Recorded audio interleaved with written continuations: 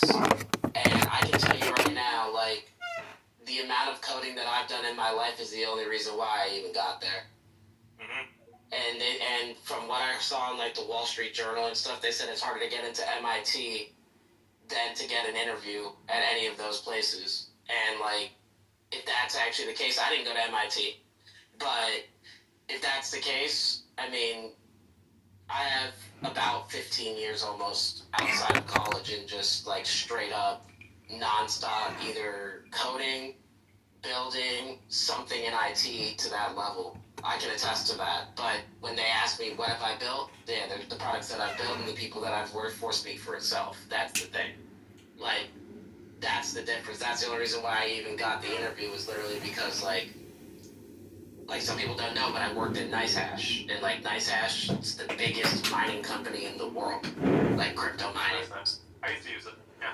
Exactly. It's the biggest company in the world. Like, I was doing a lot of the back end stuff with, like, ASICs and, like, how, like, everybody gets paid, like, at a crazy amount.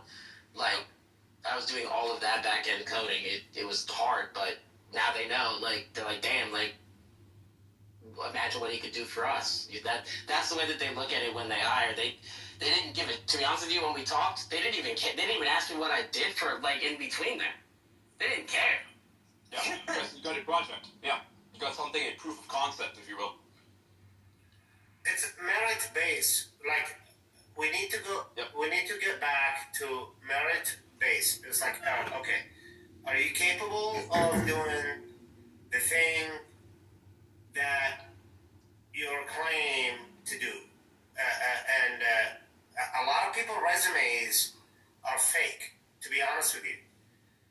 Mm-hmm. Yeah, and That's why you want to see projects. Yeah. Yeah, even when I worked at the federal government and I was reviewing, because I was a senior, kind of like a senior government analyst, and I was part of the review board for incoming people that coming in, and with the federal government,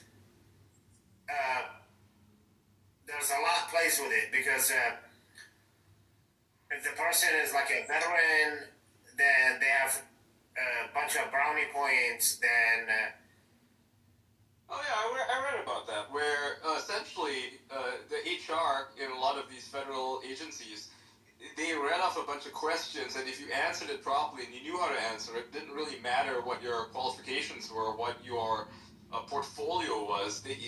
All that mattered is how you answered